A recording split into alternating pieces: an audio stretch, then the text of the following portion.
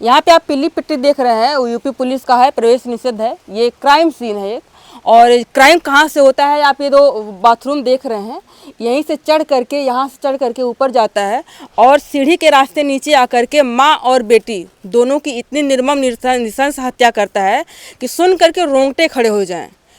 6 दिन आज हो गया है और आप उनके बेटे हैं जिनकी हत्या हुई है। नाम क्या हुआ आपका? विशाल। थोड़ा नीचे आ जाइए।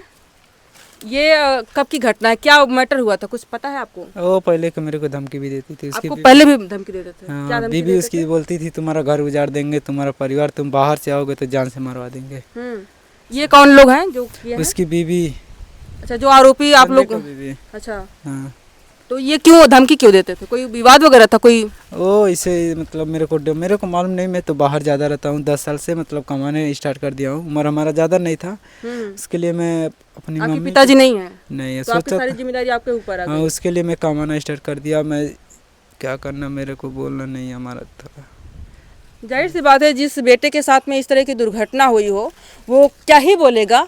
और देख रहे हैं कि जस्ट जगह से सटा करके इस तरह से बना हुआ है, घर है, खेत में घर बना हुआ है, अगल बगल में खेत आप देख रहे हैं और गांव थोड़ा सा हट के है। और जो ये घर बना हुआ है, यहाँ पे बगल में आप देख रहे हैं रोड है, यहीं से जस्ट कुछ कदमों की दूरी पे ये घर बना हुआ है खेत में।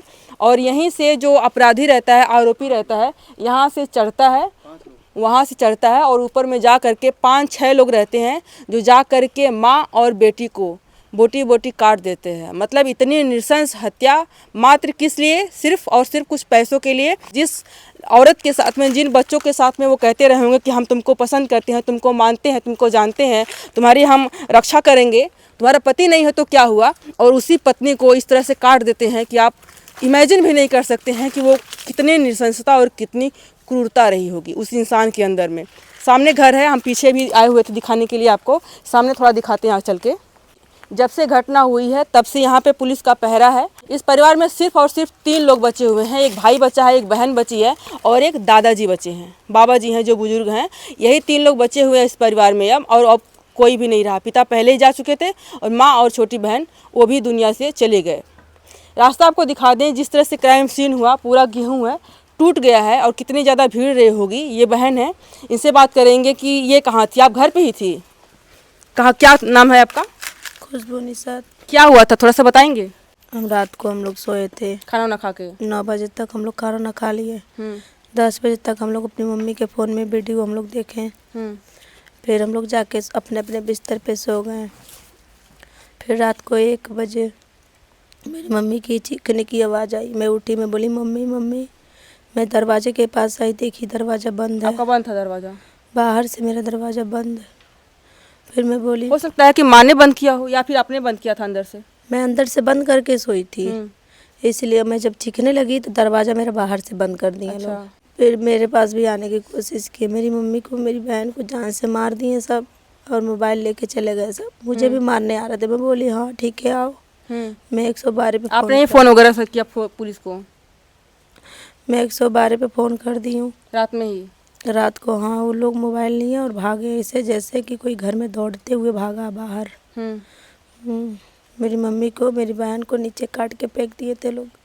आप उस बिस्तर में देख लीजिए, यहाँ पे बिस्तर आप देखिए, एकदम खून से लहूलुहान ये बिस्तरा पूरा पड़ा हुआ है। और वो ईंटा देखिए, उसमें भी खून लगा हुआ है। बिस्तरा पूरा लहूलुहान है, मत दिखाइए उसको, वो मार देगा। यहाँ पे बाबा जी बचे हुए हैं जो इस घर में थे या फिर बाहर में सोए थे। बाबा जी आप कहाँ थे?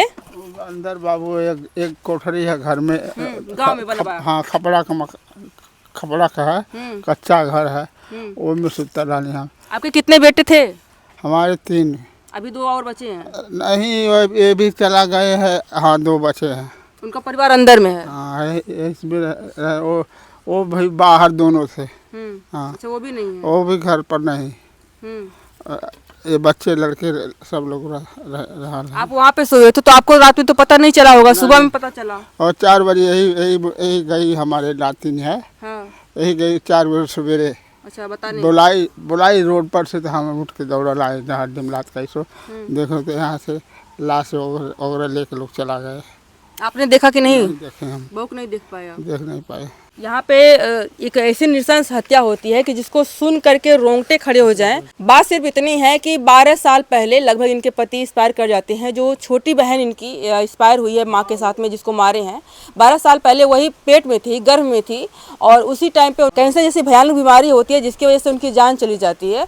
और उम्र भी कम ही रही। गांव का एक लड़का था जिसने कहा कि हम तुम्हारा सहयोग करेंगे, तुम्हारा सपोर्ट बनेंगे, तुम्हारे लिए कोई मुश्किल नहीं होगी। उन्होंने भी कहा भाई क्या बात है, गांव का लड़का है, अगर दोस्त की तरह काम कर रहा है, हमारे परिवार को देख रहा है तो बहुत बड़ी बात तो नहीं है। ऐसे में रिश्ता चलता रहा, कुछ सालों तक चला। उसके बाद जब उसको लगा कि अब मेरे पे हावी हो रही है ये लोग, मैंने इनका विश्वास जीत लिया है, तब वो मारना पीटना शुरू करता है। इसी घर से आकर के पैसे लेता है। विधवा पेंशन ही मिलती थी और किसी जो स्वयं सहायता समूह होता है उससे भी ये जुड़ी हुई थी, पैसे उससे भी मिलते थे, उससे भी पैसे लेता था और तब जाकर के इनको देता था कि हम तुम्हारे बच्चों के लिए दे रहे हैं, तुम्हारे बच्चों के लालन पालन के लिए। एक ही एक बेटा है वहाँ पे, जो छोटी सी उम्र में पिता का साया उठ जाने के बाद वो भी अपना जिम्मेदारी समझते हैं और बाहर चले जाते हैं घर से। घर में 2 बहनें और एक माँ रहती है। एक बुजुर्ग दादाजी रहते हैं जो खाना यहाँ खाते हैं और रहते हैं अपने पुराने घर में। ये बातें चलती है, जब तक पैसे का लेन देन रहता है तब तक उसको अच्छा लगता है, लेकिन जब ये खुद मांगने लगती हैं कि हमारे बच्चे बड़े हो रहे हैं, उनको पढ़ाई लिखाई के लिए हमको वो पैसे हमारे वापस कर दो, तब उसको लगता है कि अब तो पैसे मांगने लगी, अब ये इसको रास्ते से हटाना चाहिए। 3 महीने पहले लगभग ऐसा ही विवाद हुआ था, बहुत इनकी माँ को मारा था, तब इन्होंने पुलिस कंप्लेन करी थी और 1 दिन के लिए वो जेल में था। प्रधान और पुलिस वाले सुलह करवा देते हैं इस मैटर को और वो जेल से बाहर आ जाता है। उसके बाद से इसने घर में आना जाना बंद कर दिया, लेकिन उसको इस बात का खौफ लगा रहा कि अगर ये लोग अपना पैसा मांगेंगे तो मैं दूंगा कहाँ से, क्योंकि थोड़ी बहुत रकम तो नहीं रही होगी। और जब इस पैसे की मांग वो देने में सक्षम नहीं है तो उसको इतना बढ़िया तरीका आया कि बस इनको रास्ते से हटा दिया जाए, पैसे न रहेंगे न पैसे मांगेंगे। और यही प्लान करके कुछ लोगों को मिला करके, जो उसके दोस्त रहे होंगे, उसके रिश्तेदार रहे होंगे, वो कौन थे, जब वो पकड़ाया ही नहीं तो बताएगा क्या कि हमारे साथ में थे कौन लोग। आते हैं, जो पीछे का भाग हमने दिखाया वहाँ से बाथरूम से चढ़ते हैं, सीढ़ी पे दरवाज़ा नहीं है, घर में आना जाना उसका प्रॉपर था, वो जानता था कि सीढ़ी पे दरवाज़ा नहीं है, उसी रास्ते से वो आता है नीचे में। पहले बहन को प्रहार करता है तो बहन की नींद नहीं टूटती है, वो नहीं जान पाती है, लेकिन जब माँ पर करता है तो माँ के चीखों की वजह से उनकी नींद टूट जाती है और वो जानती हैं। तब से उन्होंने जाना कि कैसे कैसे माँ को काटा, किस तरह से, और कैसे कैसे आवाज़ें घर में आ रही थी। उन्होंने ही हिम्मत करके फ़ोन किया पुलिस को, यहाँ के अपने भाई को फ़ोन किया, उस भाई से नंबर लेकर के पूरे गांव को जो लड़के हैं उनको फ़ोन किया, एम्बुलेंस आई और सुबह का नज़ारा जो इन्होंने बताया है वो रोंगटे खड़े कर देने वाला है। माँ के, बहन के हाथ कटे हुए, गले कटे हुए, खून से लथपथ पूरा बिस्तरा। मतलब जो बहन देखे होगी अपनी आंखों से, जो बेटी अपनी बहन को और अपनी माँ को अपनी आंखों से देखी होगी, उसके लिए कितना ही मुश्किल है इस सारे वाक़यों को भूलना और इस दुनिया में फिर से नॉर्मल ज़िंदगी जीना। पुलिस भी अभी सिर्फ पहरा ही दे रही है, कोई कार्रवाई नॉर्मल नहीं हो पाई है जिससे इनको संतुष्टि मिल सके या फिर जो आरोपी हैं वो पकड़े जाएं और इनको लगे कि भाई हमारे ऊपर से जो खौफ है वो ख़त्म हो गया है। अभी के लिए इतना ही, बहुत बहुत धन्यवाद।